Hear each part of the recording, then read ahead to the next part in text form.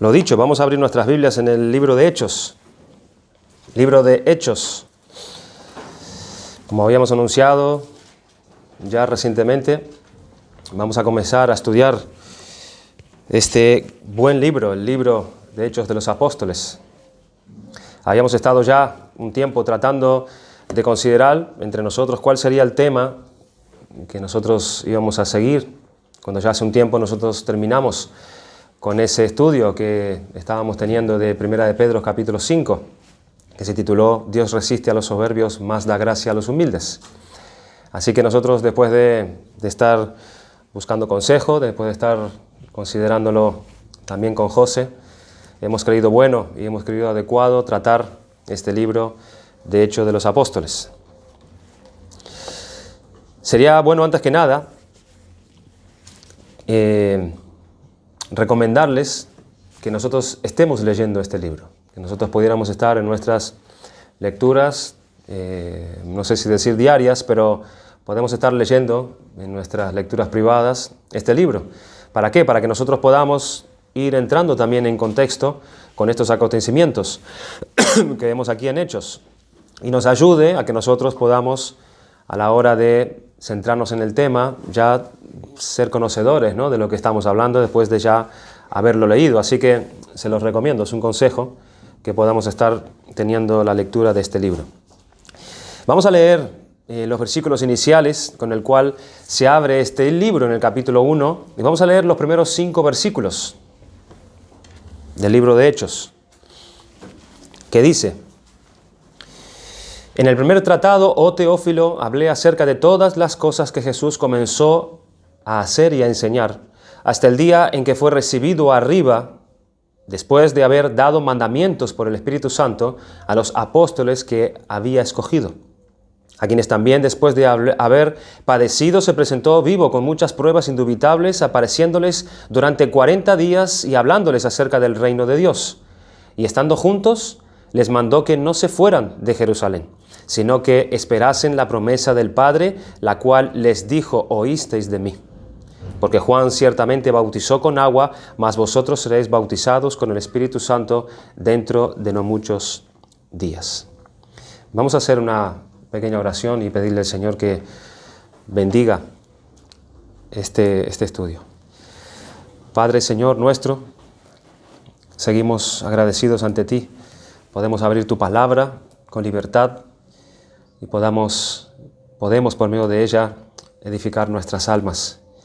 Señor, es nuestra intención, después de haber buscado en oración ante ti, y creemos que eres tú quien nos guías en todo asunto, y eres tú quien nos confirmas también, el poder comenzar el estudio de este libro, el poder considerar todas las bendiciones y riquezas espirituales que nosotros encontramos en él, que tú lo has dejado escrito precisamente para tu pueblo, para la edificación del cuerpo de Cristo.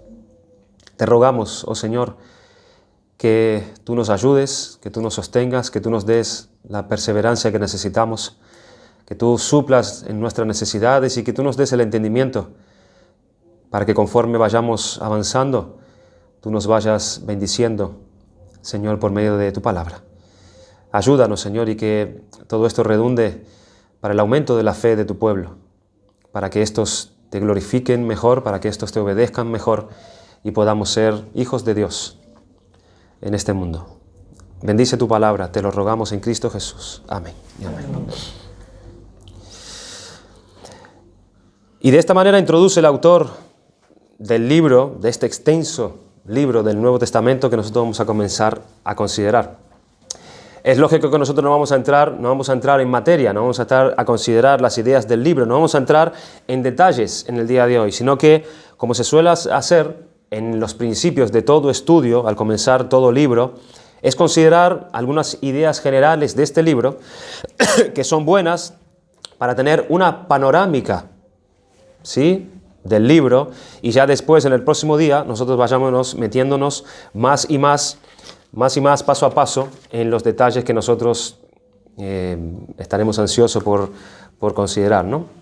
Nosotros, al querer comenzar a estudiar el libro de Hechos, estamos estudiando el Nuevo Testamento, porque es allí donde se encuentra este libro. Y cuando hablamos nosotros del Nuevo Testamento, cuando queremos empezar a estudiar el Nuevo Testamento, que lo componen 27 libros, estos podían dividirse en 4 grandes grupos, el Nuevo Testamento. Y por su composición y por su contenido, está por Evangelios, el libro de Hechos, las epístolas y Apocalipsis. En esos 4 grupos se divide el Nuevo Testamento. Agrupando esos 27 libros que componen el Nuevo Testamento, podíamos dividirlos con estos 4 encabezados: los Evangelios, Hechos, las epístolas y Apocalipsis. La primera división son los Evangelios, compuesto por 4 libros: Mateo, Marcos, Lucas y Juan. Como todos sabemos, centra su atención especialmente en el desarrollo de la vida y de la obra de nuestro Señor Jesucristo en los días de su carne, los días que el Señor Jesucristo estuvo en esta tierra entre nosotros, desde su nacimiento hasta su glorificación. Eso se centra los primeros 4 libros del Nuevo Testamento. Son 4 los libros que los componen y se centran todos en un mismo tema, aunque hace según su particularidad cada uno de sus autores. La segunda división que encontramos es el libro de los Hechos, como mencionamos, que habla y desarrolla la evolución de la iglesia del Señor Jesucristo en los primeros 30 años aproximadamente, los primeros 30 años de la historia de la iglesia, allí recogidos en el libro de Hechos. Aproximadamente desde el año 32 o 33 de nuestra era, después de Cristo, hasta el año 62 o 63. El libro se basa especialmente en ese periodo, desde el 30, 32 hasta el 62, 63 de nuestra era, es decir, hasta el año en que Pablo estaba prisionero en Roma, que es donde el libro de Hechos concluye su narración. ¿Se acuerdan? Hasta ahí termina el libro de Hechos, Pablo estando prisionero en Roma, allí en aquella casa alquilada. La tercera división son las epístolas, que es otro grupo de libros, compuesto por 21 libros. Pero son no libros, sino que son correspondencias que mantuvieron algunos apóstoles y sus colaboradores con diferentes iglesias o con diferentes creyentes en aquella época. Las epístolas abarcan otro periodo diferente al libro de Hechos. ¿Alguno sabe cuál fue la primera epístola que se ha escrito? En algún estudio que hemos podido hacer o por algo que hemos leído, ¿alguno sabe cuál fue la primera epístola que se escribió? ¿No? Cronológicamente, la primera epístola que se escribió fue en el año 51, aproximadamente después de Cristo, y fue la epístola de los tesalonicenses. Esa fue la primera epístola que se escribió por la pluma del apóstol Pablo. Y se cree que las últimas podría haber sido las epístolas de Juan, primera, segunda y tercera de Juan, allá por el año 94 después de Cristo. O sea que las epístolas cubren este periodo de tiempo, la correspondencia o esas cartas entre los apóstoles y sus colaboradores con algunas iglesias o con algunas personas, porque recuerden que nosotros también tenemos epístolas personales, como Pablo escribió, por ejemplo, a Timoteo, por ejemplo, a Tito, como por ejemplo a Filemón. Son epístolas personales y cubren el periodo de aproximadamente 40 años. 40 años, en un periodo de 40 años se escribieron todas las epístolas. Y la cuarta y la última división de este libro es el libro de Apocalipsis. Solamente un libro. El libro de Apocalipsis se recoge la victoria y la consumación de la obra de Dios en la iglesia y en el mundo. Esto es lo que vemos allí en este libro, la obra consumada de Dios en la iglesia. Después de tanta oposición, después de tantas luchas, después de tantas dudas, después de tanta persecución, ¿cuál va a ser la conclusión después de todos estos conflictos? Bueno, todo esto se recoge allí en el libro de Apocalipsis. De manera que de esta forma nosotros podemos dividir el contenido del Nuevo Testamento, los 27 libros inspirados por Dios, para que sea el objeto de nuestra fe y nosotros podamos agruparlos según el contenido que tiene cada uno. Y que a su vez corresponden también con el Antiguo Testamento y tiene cierta similitud Hay una correspondencia a la manera de agrupar el Nuevo Testamento y la manera de agrupar el Antiguo Testamento. Por ejemplo, tenemos la ley.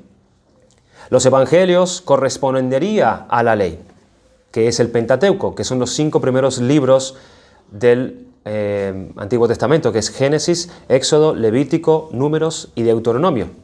Estos 5 libros son la base y el fundamento de todo lo que vendría después. Allí se estableció la ley, es el fundamento para todo lo que iba a venir después, y al igual que los evangelios. Los evangelios, los 4 libros primeros, son el fundamento y la base sobre lo que se iba a desarrollar todo el tema luego. Las epístolas, toda la información de las epístolas es acerca de los evangelios. Se estableció primeramente la base y luego sobre esa base se desarrolló todo lo demás. Luego tenemos los libros históricos, que son los libros desde Josué, Jueces, Ruth, Samuel, Reyes, Crónicas, Esdras y Nehemías y hasta Esther. Estos libros históricos nos hablan del pueblo de Dios que nació aquí, en ese tiempo, que podría corresponder al libro de los Hechos. Un libro histórico, un libro que habla acerca del desarrollo y cómo nació el pueblo de Dios. Luego tenemos los libros sapientales, que son desde Job, Salmos, Proverbios, Eclesiastés y Cantares, que podrían corresponder a las epístolas. Y por último tenemos los proféticos, el desarrollo del reino de Dios y el mensaje de Dios para el pueblo por medio de los profetas, revelando así los propósitos de Dios, profecías que Dios le daba a su pueblo por medio de hombres, desde Isaías hasta Malaquías.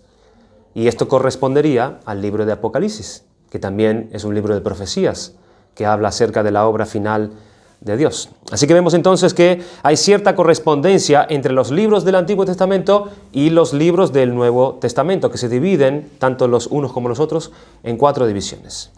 Muy bien, habiendo ubicado entonces cuál es nuestro libro, dónde está ubicado nuestro libro, el que vamos a estudiar, que será el objeto de nuestro estudio durante, supongo yo, unas cuantas semanas, si así Dios lo quiere. Como vimos entonces en esta especie de esquema, el libro de Hechos forma parte de una división aparte y exclusiva dentro del Nuevo Testamento. Se divide en 4 partes y el libro de los Hechos, como cada uno de los demás, ocupan una parte importante, distinta en cierto sentido a los evangelios y distinto en cierto sentido a las epístolas también. Lo que tenemos que tener en cuenta, o lo que tenemos que tener en mente, es que este libro de Hechos es visto y considerado como un puente. Aquí tenemos 2 territorios, como si se pudiera decir 2 continentes. Uno sería el continente de los evangelios y el otro sería el continente de las epístolas. Y el libro de Hechos vendría a ser como un puente que nos conecta un territorio con otro. Es como que llena un hueco entre ambos territorios, como hemos dicho, entre los evangelios y las epístolas. De manera que nos explica qué es lo que pasó entre la obra de redención consumada por nuestro Señor Jesucristo y las iglesias que se describen en las epístolas. ¿Qué pasó en medio? El final de los evangelios nos relata la ascensión de nuestro Señor Jesucristo, que fue entre el año 30 y 31. Recuerden que hemos dicho que Pablo se sentó a escribir a la iglesia de Tesalónica, siendo la primera epístola que se escribió, y fue en el año 50-51 aproximadamente. El Señor Jesucristo asciende en el año 30 y la primera epístola se escribe en el año 50. ¿Cuántos años tenemos ahí? 20 años. Tenemos 20 años entre una cosa y otra. Y la pregunta es, ¿qué pasó en ese periodo de 20 años aproximadamente? Entre el Evangelio y el comienzo de las epístolas. ¿Cómo fue la transición de las cosas durante ese tiempo? Así que imagínense si nosotros no tuviésemos el libro de Hechos, que no contase con este documento, si no contásemos con este documento. ¿Qué fue lo que ocurrió entre la ascensión del Señor Jesucristo y estas iglesias que están ya asentadas en el imperio de Roma?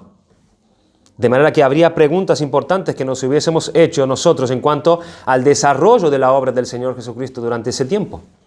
¿Cómo conoceríamos el principio y los fundamentos de la obra de Dios en el mundo, en el Nuevo Testamento, si no tuviéramos en nuestras manos el libro de los Hechos? ¿Cómo fue la transición? porque la obra de Cristo fue realizada en la tierra de Palestina, en torno solamente a la ciudad de Jerusalén. Y resulta que las epístolas hablan de iglesias que están o que fueron fundadas fuera de Jerusalén. ¿Y cómo fue eso?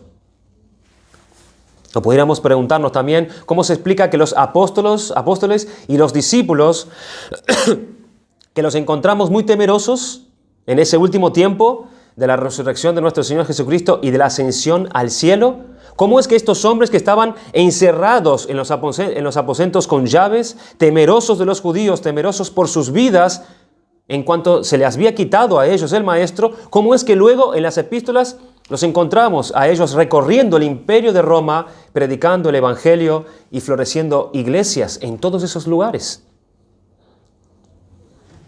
¿Qué pasó entre una cosa y otra? ¿Qué pasó para que estos hombres que estaban encerrados, resulta que aquí lo encontramos sin esos temores, hablando y predicando, y no solamente ellos, sino muchos otros creyentes? Pues el libro de Hechos nos da una explicación. Y también habría otra pregunta que nos podríamos hacer. ¿Quién es este tal Pablo? ¿Quién es este tal Pablo? Este hombre que dice ser apóstol en sus epístolas, cuyas cartas son las más abundantes del Nuevo Testamento. Si no se dice nada acerca de Pablo en los evangelios, ¿quién es este Pablo?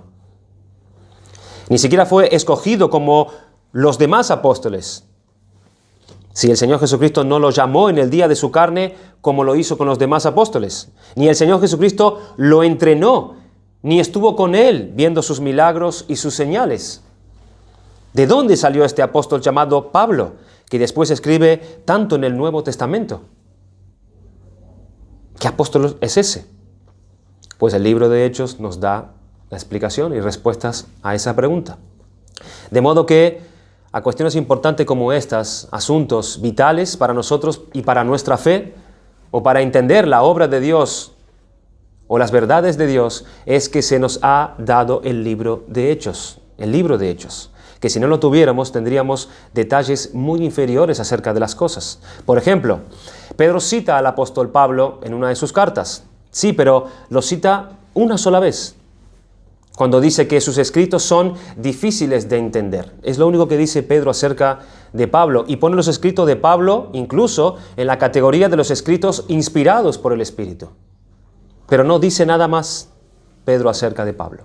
¿Y por qué Pedro no dice nada más acerca de Pablo? Porque asume que los creyentes en las iglesias tenían una idea clara de la figura y del ministerio del apóstol Pablo.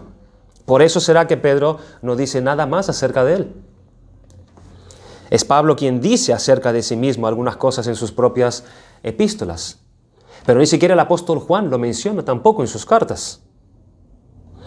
De manera que una figura tan prominente y tan importante para la fe de la iglesia, para la doctrina, para la iglesia como el apóstol Pablo, si no tuviéramos nosotros el libro de Hechos, no tuviéramos nosotros ninguna información acerca de él.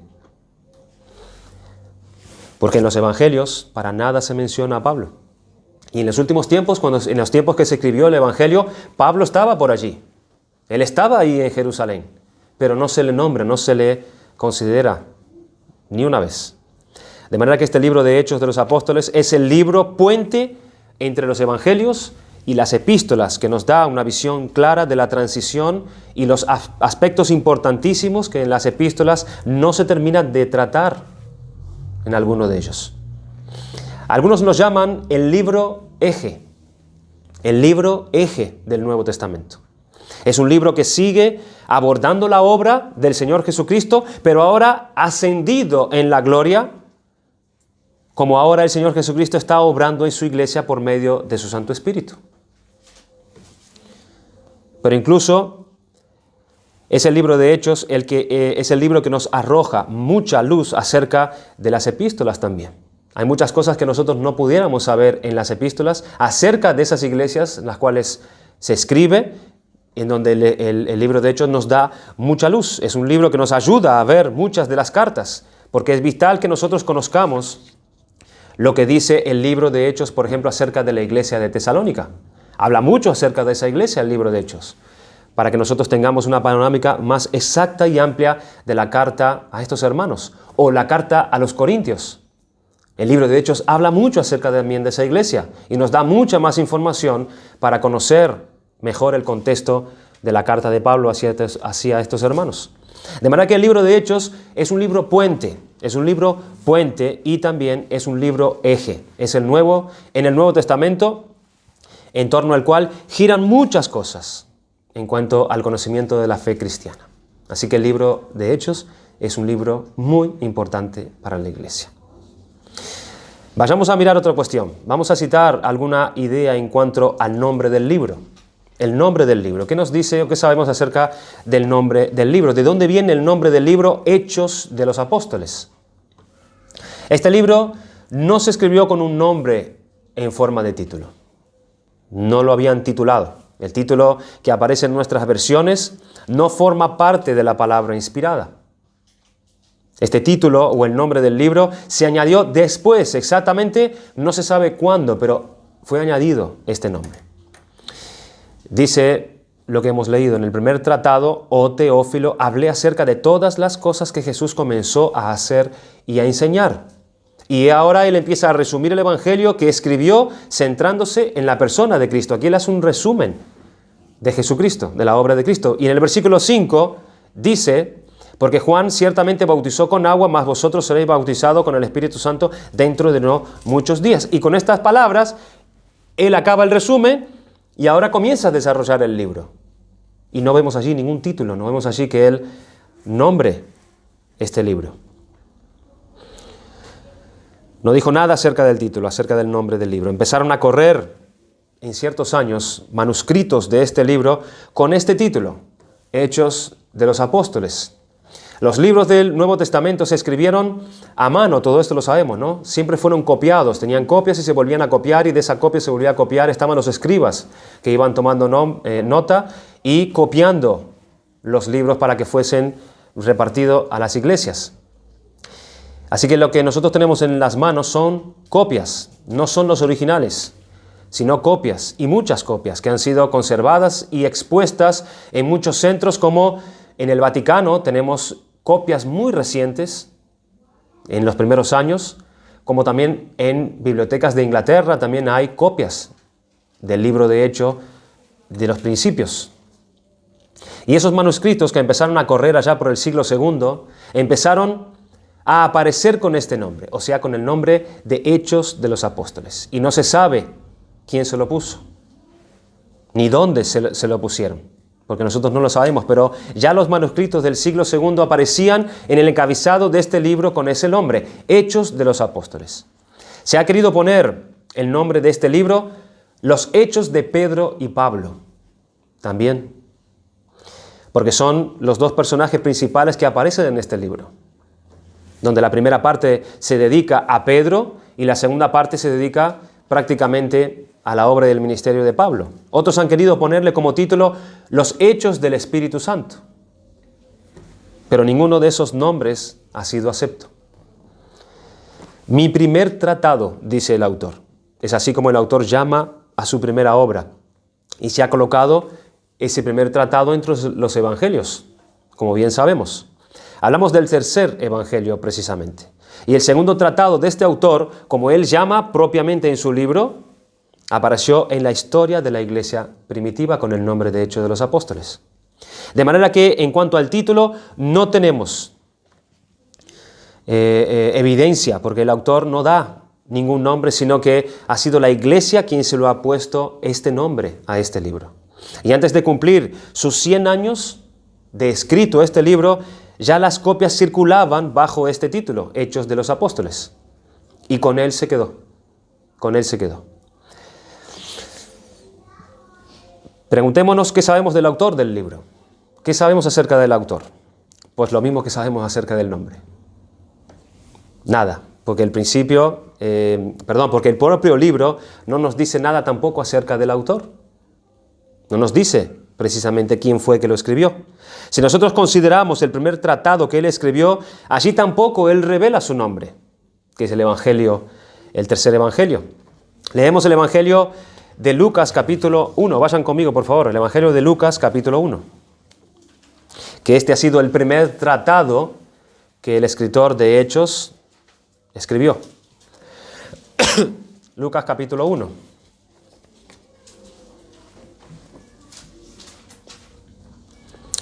Puesto que ya muchos han tratado de poner en orden la historia de las cosas que entre nosotros han sido ciertísimas, tal como nos enseñaron los que desde el principio lo vieron con sus ojos y fueron ministros de la palabra, me ha parecido también a mí. Y vemos ahí, hermanos, que no puso ningún paréntesis diciendo quién era ese mí. Lo podía haber hecho, ¿verdad? Pero no lo puso. Después de haber investigado con diligencia todas las cosas desde su origen, escribírtelas por orden, oh excelentísimo Teófilo, para que conozcas bien la verdad de las cosas en las cuales has sido instruido. Hubo en los días de Herodes, rey de Judea, un sacerdote llamado Zacarías de la clase de Abdías, etcétera, etcétera, etcétera. De manera que esta importante introducción a su trabajo, la idea que él tenía al desarrollar su trabajo en el Evangelio de Lucas, nos vale también perfectamente para el estudio del libro de Hechos, porque es la misma categoría. Esta introducción nos sirve para que nosotros introduzcamos también el libro de Hechos. Podemos tomar entonces los versículos iniciales de Lucas para ver cuál es el patrón para escribir también, que tuvo el autor, el libro de Hechos. Porque tenemos que tener en cuenta que fue una misma obra, pero dividida en dos partes. Pero era una misma obra. El tercer evangelio, el primer tratado y el libro de Hechos es una misma obra dividida en dos partes.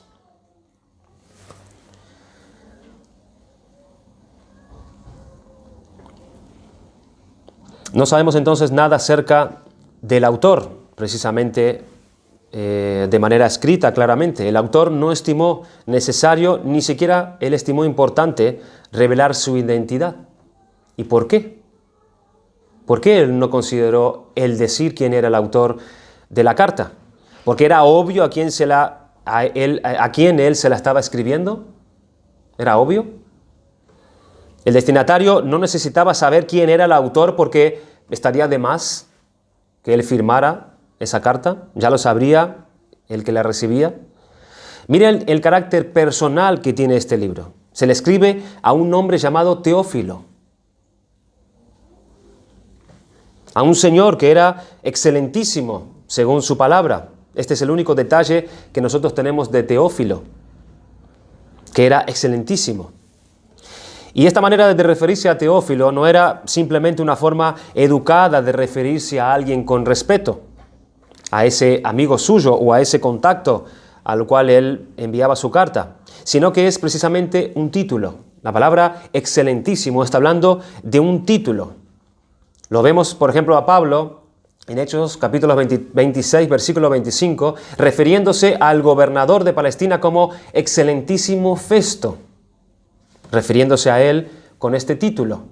Así que Teófilo era un personaje importante dentro de la política en algún lugar desconocido que nosotros no sabemos, pero era un hombre de altura en la sociedad, en el gobierno de alguna parcela o de alguna ciudad del Imperio Romano. El autor dice en Lucas capítulo 1, versículo 2, tal como nos los enseñaron los que desde el principio lo vieron con sus ojos y fueron ministros de la palabra. El autor era alguien que recibió enseñanza de los testigos oculares de las cosas que él estaba escribiendo. Él era como una segunda generación que recibieron la fe y las enseñanzas que ellos lo vieron con sus ojos.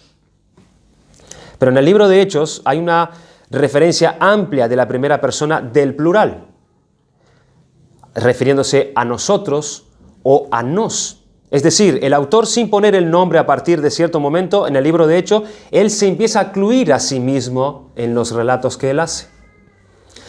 ¿Dónde el autor de Hechos comenzó a incluirse en la narración? Él comenzó a ser contemporáneo a las cosas que él narró, pero solo a partir de un momento. El autor comienza a narrar las cosas del libro en tercera persona. Cuando él dice, ellos fueron, así comienza él a narrar el libro de Hechos. Ellos fueron, ellos salieron, ellos partieron para aquí, ellos fueron para allá. Pero a partir de un momento, él comienza a narrar las cosas en la primera persona del plural. Él empieza a decir, y vinimos, y moramos, y nosotros esto, y nosotros lo otro. Él empieza a narrar con él incluido dentro de la historia. Y esto comienza a ocurrir a partir del capítulo 16 del libro de Hechos, versículo 10. Dice lo siguiente. Léanlo conmigo, por favor, para que lo podamos observar allí. Hechos 16, versículo 10. Cuando vio la visión, enseguida procuramos partir para Macedonia, dando por cierto que Dios nos llamaba para que les anunciásemos el Evangelio. Versículo 11. Zarpando pues de Troas, vinimos, ve cómo él está hablando en la primera persona del plural, con rumbo directo a Samotracia, y el día siguiente a Neópolis, y de allí a Filipos, que es la primera ciudad de la provincia de Macedonia y una colonia, y estuvimos en aquella ciudad algunos días, y un día de reposo salimos, ¿ven?, fuera de la puerta junto al río donde solía hacerse la oración, y sentándonos hablamos a las mujeres que se habían reunido, etcétera, etcétera. A partir de ahí, a partir de este capítulo, empieza a hablar en primera persona del plural. ¿Por qué lo hace? Porque el autor estaba presente, pero no antes. A partir de ahí, él comienza a estar presente. En el versículo 1 de ese capítulo 16 dice: después llegó a Derbe y a Listra, y he aquí había allí cierto discípulo llamado Timoteo, hijo de una mujer judía creyente, pero de padre griego, y daban buen testimonio de él los hermanos que andaban en Listra y en Iconio. Quiso Pablo que éste fuese con él, tomándole, le circuncidó por causa de los judíos que había en aquellos lugares, porque todos sabían que su padre era griego. Y al pasar por las ciudades, les entregaban las ordenanzas que habían acordado los apóstoles y los ancianos que estaban en Jerusalén, para que les guardasen, etcétera, etcétera. Versículo 6. Y atravesando Frigia y la provincia de Galacia, les fue prohibido por el Espíritu Santo hablar la palabra en Asia. Y cuando llegaron a Misia, intentaron ir a Bitinia, pero el Espíritu Santo no se lo permitió, y pasando junto a Misia, descendieron a Troas. Y en el versículo 9 se muestra a Pablo la visión del hombre de Macedonia. Y en el versículo 10 el autor ya se incluye a sí mismo. Empieza a hablar él acerca de ellos, y a partir del versículo 10 él ya se incluye. Allí él tiene este encuentro con Pablo y con los colaboradores de Pablo, y él empieza a narrar la historia en primera persona del plural. No significa que a partir de ahí, del capítulo 16, el autor aparece en todos los acontecimientos, no. Hay algunos paréntesis donde él no estaba. Él sigue refiriéndose en otros pasajes acerca de ellos, y estaban y caminaban y entraban y salían. En Hechos 21:8, él habla otra vez en esta primera persona. Al otro día salieron Pablo y los que con él estábamos, y fuimos a Cesarea, y entrando en la casa de Felipe, el evangelista, que era uno de los 7, posamos con él. El autor hace parte del grupo que iba con Pablo hacia Jerusalén, donde Pablo iba a ser tomado preso. Y fue a casa de Felipe, y el autor estuvo con Felipe también, de quien habló previamente el autor en el capítulo 6 de Hechos, que fue uno de los 7 diáconos, este tal Felipe, un varón de buen testimonio, lleno de Espíritu Santo, lleno de sabiduría, que fue escogido para atender a las viudas.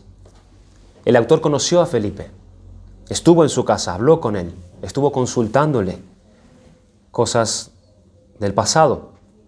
En el capítulo 28 vemos que el autor acompañó al apóstol Pablo en ese segundo viaje que hizo hacia Roma, cuando pasó todas aquellas adversidades en el barco, ¿se acuerdan? Y el autor escribe cuando ya estaba en la isla de Malta, cuando todo el conflicto pasó y ya estaban en Malta. Él escribe en el 28:7: en aquellos lugares había propiedades del hombre principal de la isla, llamado Publio, quien nos recibió y hospedó solícitamente en 3 días.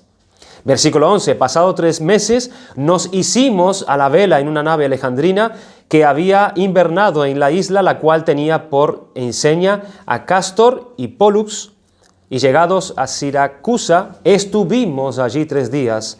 De allí, costeando alrededor, llegamos a Regio, y otro día después, soplando el viento sur, llegamos al segundo día a Puteoli. De manera que nosotros vemos que el autor pasó todas estas adversidades y viajó con Pablo, estuvo con él, y que el autor se incluye solo a partir del capítulo 16. ¿Quién era este autor?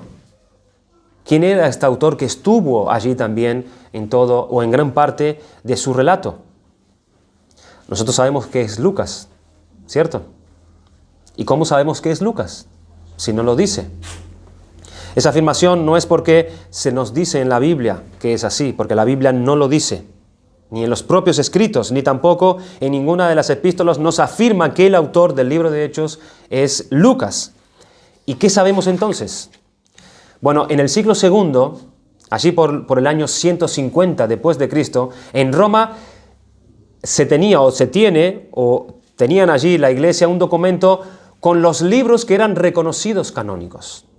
En el año 150. Es decir, los libros que eran reconocidos como la autoridad de la iglesia. La iglesia de Roma, que estaba en Roma, en los años 150 tenía allí todo este conjunto de libros que eran autoridad en la iglesia. Y entre esa lista de libros canónicos en la iglesia que había ya en Roma, estaba este libro de los Hechos. Y se decía que su autor era Lucas. O sea que en el año 150 ya se afirmaba que era Lucas el autor del libro. Ahora, ¿cómo se llegó a esa conclusión? Si no lo dice el escritor y no lo dice en ningún otro lugar, en ninguna otra epístola, ¿cómo se llega a esa conclusión? ¿Cómo la iglesia llegó a esa conclusión que fue Lucas? Tampoco lo sabemos. No lo sabemos, no lo dice. Pero ha sido la tradición de la iglesia que Lucas era el autor.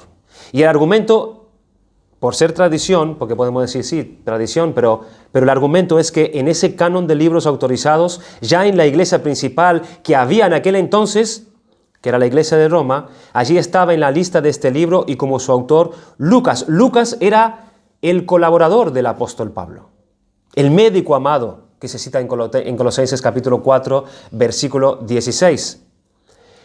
Lucas no era un colaborador de primer orden, al nivel de Tito o al nivel de Timoteo, sirviendo a Pablo, pero era un hombre que estaba con el apóstol Pablo, que estuvo con él en muchos de sus viajes, en muchas circunstancias del apóstol Pablo, allí estaba Lucas con él. Lo hemos visto un poco leyendo estos acontecimientos.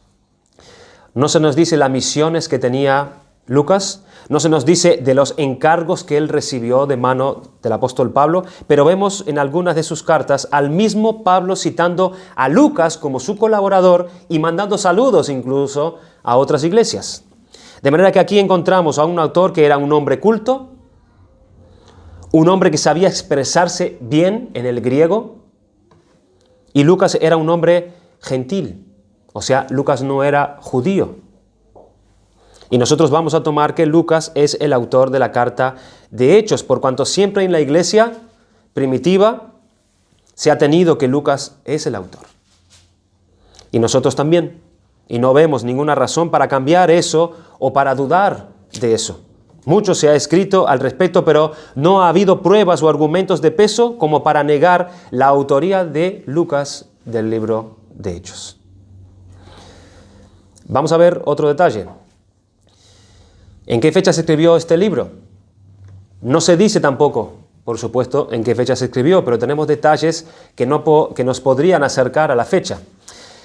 Habíamos dicho antes que el libro terminó en el capítulo 28 del libro de Hechos, donde Pablo es prisionero por 2 años en Roma. Y eso históricamente, cuando Pablo estuvo preso en Roma, se sabe que fue en el año 62 después de Cristo. O sea que esa fecha será la fecha mínima en el cual se escribió ese libro. Pero hay otra fecha interesante para determinar la composición del libro, y es un personaje que se llama Clemente de Roma. Clemente de Roma fue uno de esos pastores de la iglesia de Roma en el año aproximadamente 92 después de Cristo. Y Clemente de Roma cita el libro de Hechos de los Apóstoles. Un hombre que vivió y ministró en la iglesia en los años 92 después de Cristo citó el libro de Hechos. Clemente fue contemporáneo de Juan también. Juan todavía no había muerto en ese tiempo y Clemente cita en el 92 el libro de Hechos. O sea que sabemos que este libro por lo menos fue escrito como fecha mínima a partir del 62 y como fecha máxima el 92 cuando lo cita Clemente de Roma. Y Clemente de Roma incluso lo utilizaba el libro de Hechos como una herramienta para edificar a la iglesia. Muchos argumentan, que tuvo que haberse escrito en el año 64, 66, 68 de nuestra era. Veamos algún detalle más como referencia panorámica. Veamos algunas ideas acerca del libro. El autor, Lucas, quiso desarrollar una obra en dos partes, como dijimos. Empezó a investigar, como antes leímos en el Evangelio, empezó a buscar información, un gran trabajo de parte de Lucas, un esfuerzo grande y diligente, como dice en Lucas 1, versículo 3, me ha parecido también a mí, después de haber investigado con diligencia todas las cosas desde su origen, escribírtelas por orden, oh excelentísimo Teófilo. Así que vemos que Lucas, después de haber hecho un trabajo de recopilación, antes citamos que él estaba en la casa de Felipe, ¿se acuerdan? Hablando con Felipe. Seguramente él estaría preguntándole a Felipe, Felipe, ¿cómo fue aquellos tiempos? Cuéntame. ¿Cómo fue? Quizás él allí sentado con Felipe, cuando fue a visitarlo, se detuvo preguntándole, recabando alguna información. Y allí estaba Lucas tomando nota de todo lo que recogía de esos testigos oculares, como él se lo dice a Teófilo. Y tomando nota también durante los años que estuvo con el apóstol Pablo, en sus viajes, desde cuando comenzó el segundo viaje misionero que mencionamos en el capítulo 16, que fue en el año 50 aproximadamente, y él escribió el libro en los años 66-68. O sea que él estuvo años y años recopilando información. Desde el año 50 hasta el año 68, 16 años, 18 años, recogiendo información, anotando, tomando nota. Quizás Lucas conoció a María en uno de sus viajes a Jerusalén y se sentó a hablar con ella y le ha preguntado y anotaba todas las cosas. Quizás conocería a Juan, conocería a todos esos personajes de los cuales cita y empezaría a tomar notas y a guardar toda esa valiosa información. Y después comenzaría a ordenarla. Esto pertenecía a este periodo en el tiempo de Lucas. Un trabajo diligente, un trabajo tremendo que le llevó años recopilando de los testigos oculares que él cita, tal como nos los enseñaron los que desde el principio lo vieron con sus ojos, dice él. Ahora bien, ¿cómo ordenó él este material? Tenemos que decir que Lucas no hizo acá un trabajo de periodismo. Él no hizo un trabajo de periodista, porque el periodista simplemente se limita a contar lo hecho. Él va, pasó esto, pasó lo otro, pasó aquello y ya está, es lo que hace un periodista. Él no hizo un trabajo de periodista, sino que él elaboró un orden, elaboró un plan y quiso hacer un trabajo con un propósito. Con un propósito. ¿Alguien puede decirme cuál es ese propósito que lo hemos leído? ¿Cuál fue el propósito de Lucas recoger toda esta información y explayarla en un libro? ¿Cuál fue el propósito? Dar a conocer lo que había acontecido. Sí, pero él juntó información, él tomó nota. Enviársela a Teófilo. Ese fue lo que hizo, pero ¿cuál fue el propósito? Ordenar todas las cosas, ¿no? Sí, él las ordenó. Miren en Lucas capítulo 1, versículos 3 y 4. Él dice, me ha parecido también a mí, después de haber investigado con diligencia todas las cosas desde su origen, escribírtelas por orden, oh excelentísimo Teófilo, versículo 4, para que conozcas bien la verdad de las cosas en las cuales has sido instruidos. O sea que Teófilo ya conocía, porque él le dice, las cuales tú ya has sido instruido. Ya había sido instruido Teófilo en las verdades del Evangelio. En los principios, el ABC del Evangelio, Teófilo ya lo conocía. Pero Lucas quiso que él estuviese confirmado en eso. Que él estuviese vigorizado en las doctrinas de la piedad. O sea que el trabajo de Lucas fue un trabajo pastoral, hermanos. No fue un trabajo de periodista, fue un trabajo pastoral, un trabajo para ayudar a Teófilo a vigorizarse más y más en la fe. Entonces cuando Lucas escribió, él no hizo un trabajo de periodista, sino que él con toda esa información que investigó, Él lo ordenó de una manera correcta, un trabajo de años. Lucas lo hizo pensando en Teófilo. En Teófilo. Pensando en que Teófilo tuviese una fe más vigorosa. El que la objeción y las habladurías y la oposición al evangelio que estaba corriendo ya por ese tiempo no tambalease a su fe, sino que él encontrase razones poderosas para poder seguir creyendo en Jesucristo y vivir en el camino de piedad. Un trabajo pastoral fue el de Lucas. El segundo tratado, o sea, el libro de los Hechos, tiene conexión con el primer libro, o sea, el Evangelio de Lucas. Es un solo libro o una sola obra dividida en dos partes. ¿En qué costó el primero? ¿En qué costó la primera parte? En la vida y la obra del Señor Jesucristo. En eso se quiso centrar Lucas en su tercer evangelio, en el tercer evangelio. Y en el segundo, lo mismo que el primero. Él se quiso centrar en la obra de Cristo, porque lo vemos en los primeros versículos. Él dice: en el primer tratado, oh Teófilo, hablé acerca de todas las cosas que Jesús comenzó a hacer y a enseñar hasta el día en que fue recibido arriba, después de haber dado mandamientos por el Espíritu Santo a los apóstoles que había escogido, a quienes también después de haber padecido, Él sigue hablando acerca de la obra de Cristo. Se presentó vivo con muchas pruebas indubitables, apareciéndoles durante 40 días, y hablándoles acerca del reino de Dios, y estando juntos les mandó que no se fueran de Jerusalén, sino que esperasen la promesa del Padre, la cual les dijo: oísteis de mí. Él comienza estos 5 versículos con el mismo sentido del primer tratado, hablando de la obra del Señor Jesucristo. Y él comienza hablando de lo que enseñó el Señor Jesucristo, y él concluye el versículo 5 diciendo: porque Juan ciertamente bautizó con agua, mas vosotros seréis bautizados con el Espíritu Santo dentro de no muchos días. De manera que en estos primeros 5 versículos de Hechos nos conecta con el Evangelio de Lucas, y eso nos quiere decir que él quería seguir enseñando acerca de Jesucristo y de la obra de Jesucristo, pero ahora a través del Espíritu Santo. ¿Ven? Es lo mismo, su obra es la misma. Pero en el segundo tratado, la obra de Cristo sigue, pero por medio del Espíritu Santo. Hay un fluir entre los evangelios de los Hechos. Cristo en los días de su carne hizo una obra, pero después Cristo glorificado siguió haciendo su obra por medio del Espíritu Santo. De manera que el libro de los Hechos es como la segunda parte, pero el tema de fondo es el mismo: la obra del Señor Jesucristo, pero en 2 partes. Podemos concluir diciendo algunas cosas en cuanto a la división del libro, y vamos a acelerar un poco, que ya estamos sobre la hora. Se puede dividir en 2 grandes puntos. Por un lado, el Evangelio en Jerusalén, que lo vemos allí en el capítulo 1 al capítulo 12, como personaje principal a Pedro. ¿Por qué? Porque todo se centra en Pedro, en los mensajes de Pedro, en la obra de Pedro. Y por otro lado, el Evangelio hasta Roma, desde el capítulo 13 hasta el capítulo 28.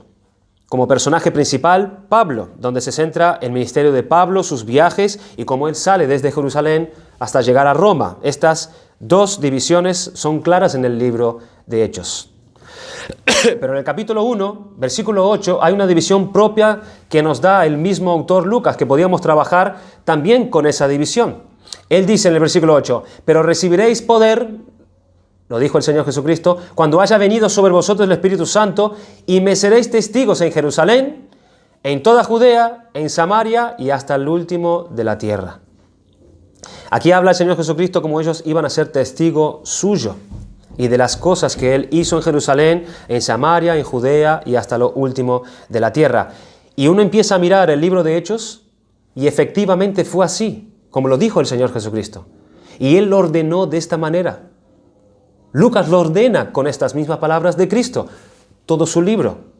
Del capítulo 1 al 7, Él habla de la obra en Jerusalén. Desde el capítulo 8 al 12, la obra se centra en Judea y en Samaria. Y del capítulo 13 hasta el final, el 28, hasta lo último de la tierra, los viajes de Pablo y hasta donde se extiende el Evangelio.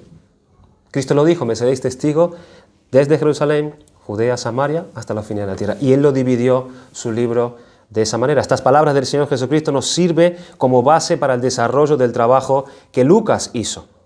Entonces Él, cuando se planteó con todo el material que Él tenía, ¿Cómo él iba a ordenar esto? Bueno, tomó las palabras de Cristo y así lo ordenó.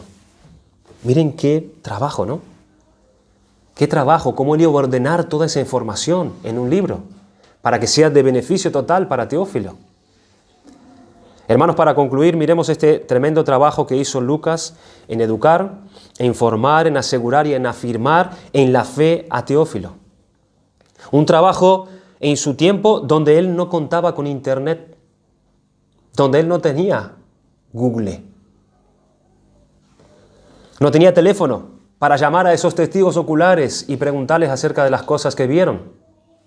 No tenía él bibliotecas para consultar y recabar información que necesitaba. Él tenía que hablar en los tiempos de Jesús acerca de Herodes. Él tenía que hablar de todos los detalles, como lo hizo, ocurridos en Belén, por ejemplo, como el Evangelio de Lucas nos da detalles geográficos de personas, personajes, y él no tenía bibliotecas para ir a consultar eso. No tenía internet para buscar a ver qué es lo que dice allí de Belén. ¡Pam! Y ahí tenemos. No. Él hace una investigación tremenda. Durante años, diligente. Y todo ese esfuerzo y todo ese trabajo, ¿para qué? Para enseñar a un hombre solamente. A un hombre. A Teófilo. Todo ese esfuerzo para que ese hombre estuviese firme en la fe. Toda su vida, o gran parte de su vida, para un hombre. Y nosotros a veces, y yo confieso que me ha pasado alguna vez, pensamos en números. Pensamos en números. En el número de gente. Quizás llevados y motivados por la gloria de este mundo. Aires de grandeza. Y este Lucas dedicó muchos años de su vida, un trabajo tremendo, para que un hombre estuviese confirmado en la fe. Un hombre. La intención de Lucas no fue, voy a escribir para la iglesia, no. Por eso él no puso su nombre siquiera en su carta. No hacía falta, porque Lucas se dirigía a él, a Teófilo, y Teófilo lo sabía.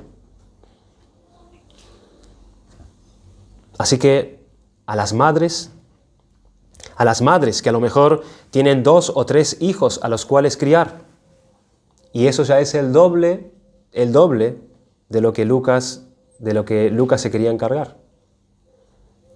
Lucas, al dedicarse a este esfuerzo y a esta labor durante todos estos años de su vida, creo que es un todo ejemplo para nosotros.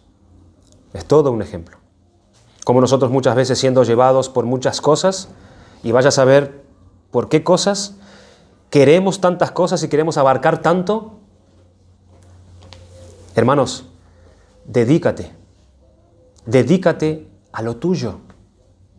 Dedícate a lo tuyo, dedícate a los tuyos. Dedícate a tu parcela, aunque sea minúscula. Dedícate a ella. A uno, dedícate a uno siquiera, aunque sea. Lucas se dedicó. Y Dios cómo bendijo eso, ¿verdad? Cómo bendijo la labor y la dedicación de Lucas para un hombre. Su esfuerzo era por ahí, era para la bendición de un solo hombre. Pero Dios lo cogió según sus propósitos y miren, Dios puso este libro en el canon de los libros inspirados. Y toda la cristiandad le ha servido, le sigue sirviendo y seguirá bendiciéndola por muchos años. Así que Dios quiera también, hermanos, en nuestra oración, bendecirnos a nosotros por medio de la labor que tuvo Lucas en ese entonces. Oramos por eso. A la hora de nosotros empezar a estudiar este libro, Dios quiera hacer esa obra en esta iglesia. Así que Dios tomó este gran trabajo de Lucas para sus propósitos, pero la idea de Lucas fue a uno solo, a uno solo. Así que el Señor Jesucristo nos ayude a nosotros a tener este espíritu también. ¿Hay algún vecino? Quizás. ¿Hay algún compañero de trabajo? Quizás. que tú puedas hacer lo mismo, como Lucas lo hizo con Teófilo. Traerlo a la verdad, para que conozca la verdad, confirmarlo en la verdad. Así que el Señor Jesucristo nos dé este espíritu de Lucas, que el Señor nos dé esta visión y que nos libre querer buscar la gloria del mundo y de la gloria que dan los números, y nos encarguemos de nuestro trabajo con tesón y con gran diligencia, como Lucas lo ha hecho, y lo tomemos como ejemplo. Que Dios quiera bendecirnos por este estudio que comenzaremos. Vamos a darle gracias al Señor.